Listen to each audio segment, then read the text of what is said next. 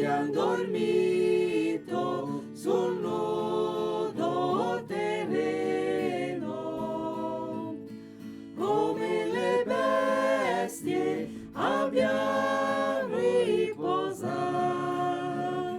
America, America, America, cosa sarà questa America?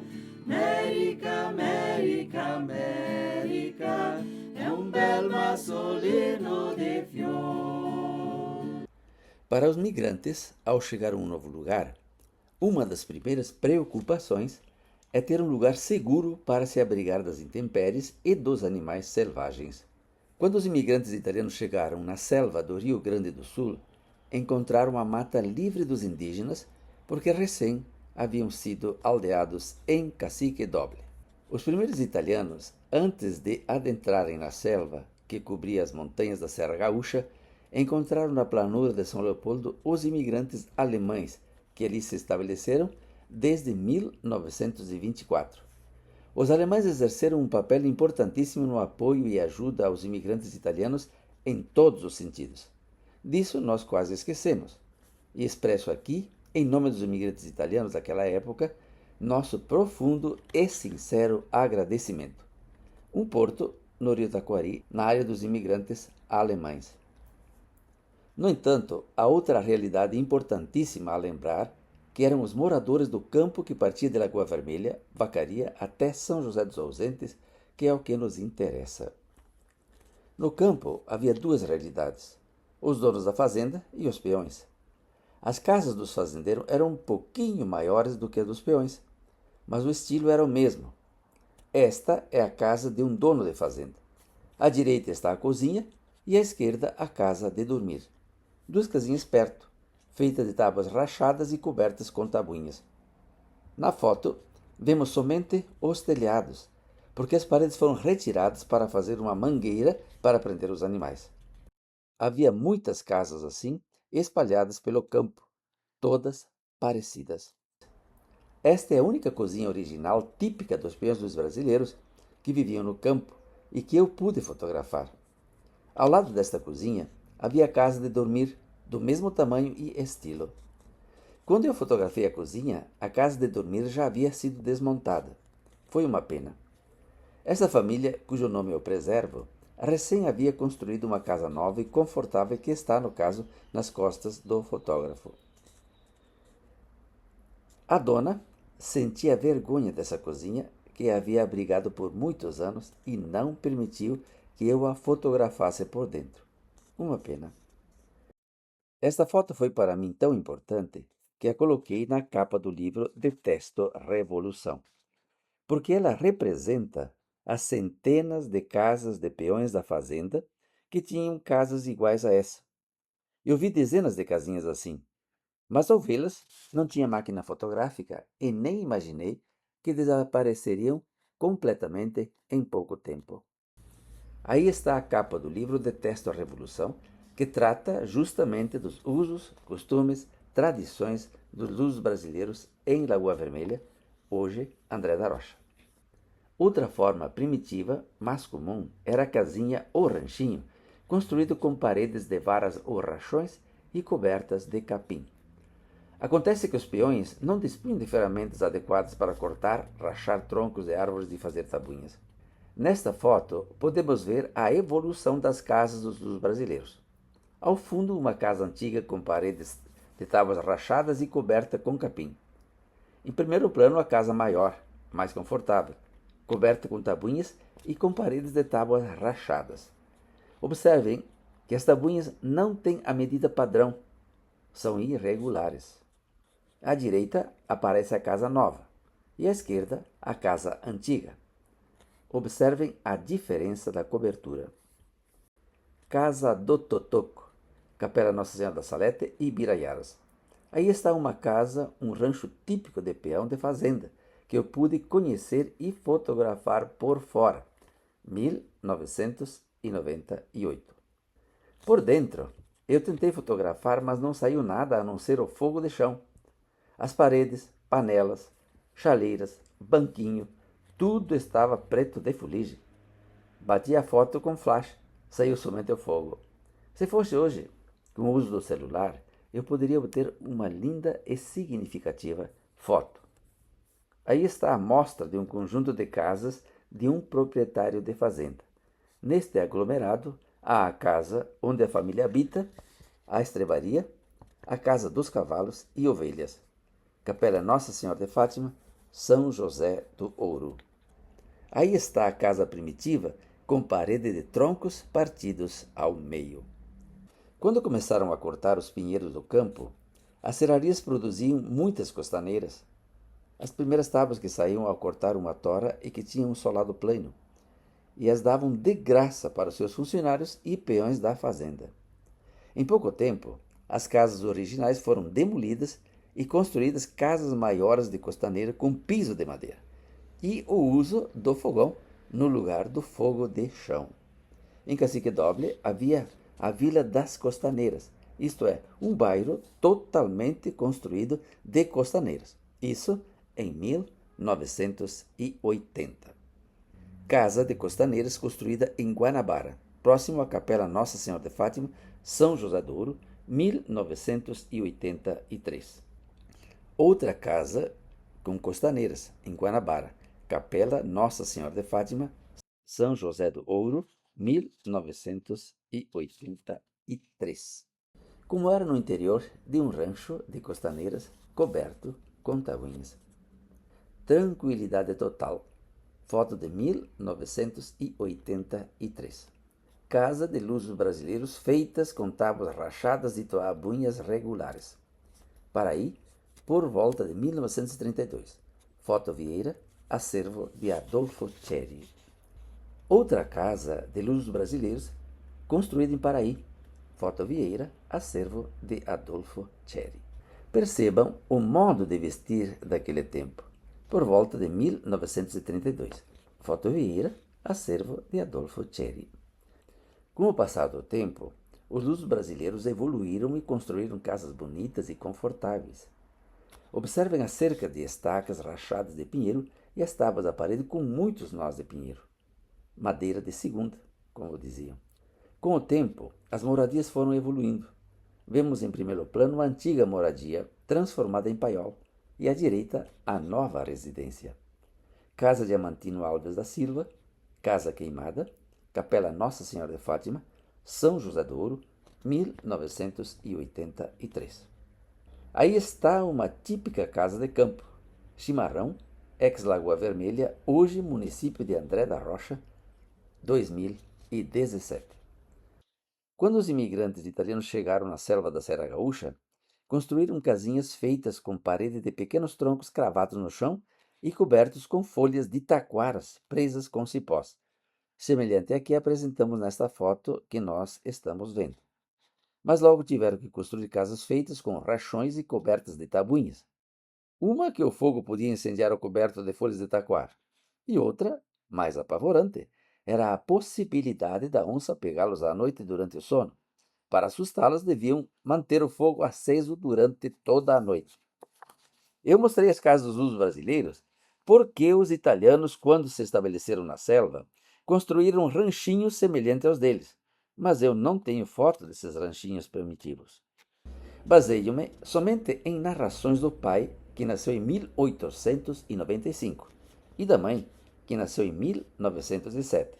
Ambos conviveram com seus pais, que eram imigrantes italianos, e se estabeleceram no mato. Eles descreviam os primeiros ranchinhos assim como vimos, mas cobertos com folhas de taquara, e logo em seguida coberto com tabuinhas, parecido com este que você está vendo. E também para salientar o quanto os luso-brasileiros e os imigrantes italianos e seus descendentes evoluíram em 150 anos. Hoje, tudo é diferente. Algum tempo após os imigrantes italianos se estabelecerem na selva, conseguiram, por meio do governo, machados, serrotes e linhas de ferro. A partir daí começaram a construir casas com rachões de madeira e tabuinhas de pinheiro. Quem nos acompanha há mais tempo já viu essas rápidas cenas, mas eu suponho que há pessoas que não assistiram. Exibimos essas imagens para que o assunto seja entendido completamente. Aí nós estamos vendo eles rachando uma torra de pinheiro para fazer aduelas para construir uma pipa. Quem nos acompanha há mais tempo já viu esta cena. Usavam o mesmo sistema para fazer tábuas, ripas, mata-juntas, tirantes e tronqueiras. O que variava era o comprimento das toras e a espessura e largura dos rachões. Esta tábua aqui serviu para fazer o fundo da pipa. Só que ficou um pouco torta, mas a gente farqueja ela bem direitinho, daí fica boa.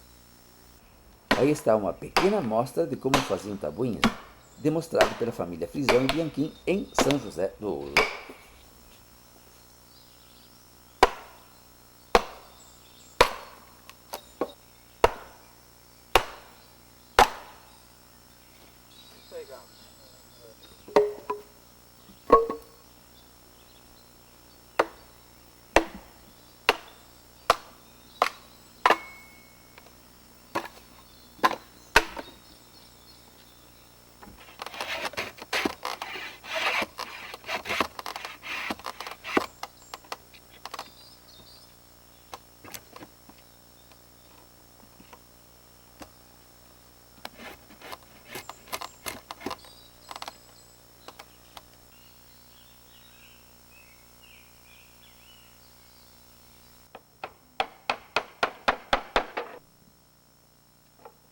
De como cobriam as casas com tabuinhas.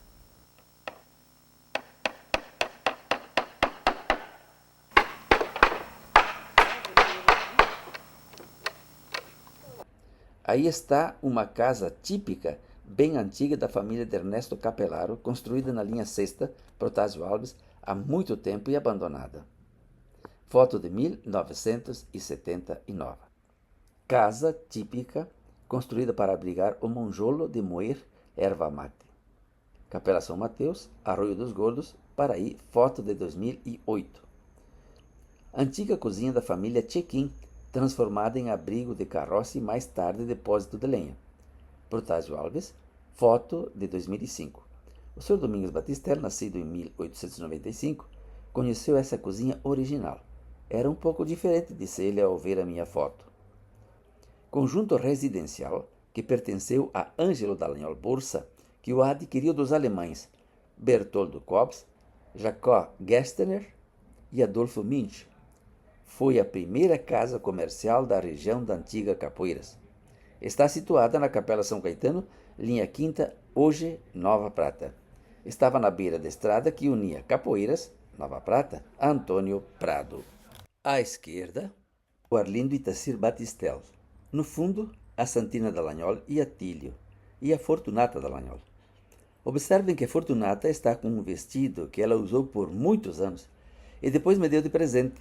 Eu fotografei outras moças com esse vestido para mostrar mais nitidamente como ele era e como as pessoas tinham dificuldade de comprar roupa naquele tempo. Por isso remendavam o quanto era possível. Foto de 1979. Esta casa foi construída toda ela artesanalmente pelos alemães que não usaram pregos na sua construção. Foi toda ela construída em madeira encaixada. O madeirame mais grosso foi tarugado com pinos de madeira e todas as tabuinhas foram presas com tarugos de madeira de lei. Quando Ângelo a adquiriu, cobriu-a com tabuinhas novas e desta vez ele usou preguinhos para prendê-las. Foto de 1979. Vista por outro ângulo. Veja o forno à direita. Forno de açarpão original, sendo usado por Santina Dallagnol Borsa. De vez em vez é necessário fazer uma manutenção nas tabuinhas que podem ser danificadas pelo vento e tempestades. Atílio e Santina. Debaixo da casa está a estrebaria. Observem o tamanho das colunas que sustentavam a construção. Vejam como é o coberto de tabuinhas. Maria e Atílio Dallagnol ostentam um tipo de porongo especial, mas o importante dessa foto é ver o tipo de soleira usada na entrada da casa, foto de 1979. Ângelo Dallagnol, ao comprar a terra, construiu a casa nova, a que aparece no fundo.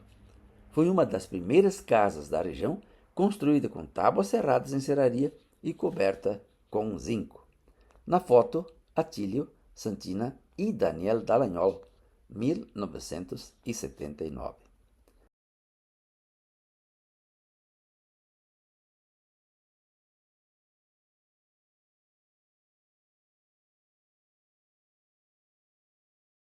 A mesma casa vista por trás. Ivete Dallagnol, Arlindo Itacílio Batistel e Maria Dallagnol encenam o costume de ir para a roça trabalhar, como era costume naquele tempo. Foto batida atrás da casa, coberta com zinco, 1979. Casa construída nos primórdios da imigração próxima à cidade de Flores da Cunha. A primeira casa que eles construíram foi derrubada por um temporal. O morador decidiu construir esta casa com rachões encaixados. Até hoje, a chuva, o vento e os temporais não conseguiram derrubá-la. Algo interessante de mencionar: o muro embaixo é feito de pedras com amálgama feita de areia com cal e bora de vinho. Tem mais de 100 anos e ainda está firme. Infelizmente, não consigo mais lembrar do nome da família, mas ela era agente do jornal Correio Rio-Grandense. E por isso, eu lhes dei como brinde uma coleção do livro Retratos da Colônia, como consta na foto. Flores da Cunha, foto de outubro de 2013. Paiol, que já foi residência da família Balestrin. Capela São Domingos, Sananduva. Foi coberta de tabuins pela última vez em 1968. Podemos observar que as tábuas da frente são tábuas brutas, lascadas, e as da parede, à esquerda, são tábuas serradas. Um dos últimos exemplares desse tipo de casa que eu pude fotografar. Foto de 2009. Casa de Luiz Dallagnol Banda, que a construiu logo ao casar. Foto de 1979. Casa de Vitório da Luz, construída logo após a derrubada do mato. Capela Divino Espírito Santo, Tanque São José do Ouro, 1983. Assim eram as primeiras casas dos imigrantes italianos. A mesma casa vista de longe. Observe a patente, a trama de varas para guardar os porcos e os entornos. Isto foi no início da tomada de posse das terras chamadas Terras Novas. Foto de 1983. Casa antiga, construída por Pedro Bolzão pelo ano de 1935. Foi depois adquirida pelo Avelino Batistelli e hoje pertence aos seus descendentes. Capela São Caetano, São Jorge, foto de 2008. Casa de Chico Davis, Francisco Davi. Importante personagem que fazia parte da sociedade da novela cidade de Nova Prata. Na época de sua construção, era considerada uma casa muito bonita, segundo a Ângela Dallagnol Batistelli, que nasceu em 1907. Foto de 1980. Casa de madeira de Arlindo Stedley, Beira do Rio Turvo, Vila Segredo, IP 1979. Observe o muro de pedra bruta do porão, casa típica de colonos que habitavam toda aquela região. Casa de Antônio Rampão, construída em 1941. Observe que ela tem o porão de tijolos, parte da casa coberta com telhas e parte com zinco. Capela Nossa Senhora da Saúde, linha Sexta, Nova Prata, 2009. Casa de Benvenuto de Tófano, Vila Segredo, IP 1985. Casa construída em 1910 por Ângelo Lorenzetto. As casas eram grandes, porque as famílias eram numerosas. Tinham 8, 10, 12 filhos. Vila Segredo, IP 1986. Aos poucos, os colonos passaram a construir casas bonitas e com capricho. Casa da família Fante, adquirida por Antônio Armando Postinger em 1925. Portanto, ela foi construída bem antes dessa data. Linha Alencar Araripe, Garibaldi, 2009. Casa de Alberto Tormen, construída por Efrem Dalmoro, em 1936. Capela Nossa Senhora do Rosário, Lajadinho, Cacique Doble, foto de 1983. Casa da família Guide, construída em 1944 na linha Conde de Porto Alegre, Fagundes Varela. Foi a residência da família, casa de pasto, pousada para os tropeiros e careteiros, casa de recolhimento de impostos municipais. loja e bodega. Ao lado havia uma ferraria completa. Aqui foi a casa do espetacular fotógrafo Livo Guidi, responsável por lindíssimas fotos regionais, que nós iremos mostrar mais adiante. Foto de 2003. Casa construída em frente à Capela São Bartolomeu, em Flores da Cunha. Foto de 2011. Representa uma geração de casas com construção e estilos semelhantes. Assim, apresentamos a primeira parte das casas construídas em madeira. Sábado próximo, continuaremos o assunto, mostrando as residências construídas com madeiras de pinheiro. Se você gostou deste vídeo, deixe seu like, se inscreva no canal e compartilhe com seus amigos. Muita gente gostaria de assistir esses vídeos, mas não sabem que existem. Então compartilhe com eles. E sábado próximo, às 20 horas, nos encontraremos novamente. Abbiamo formato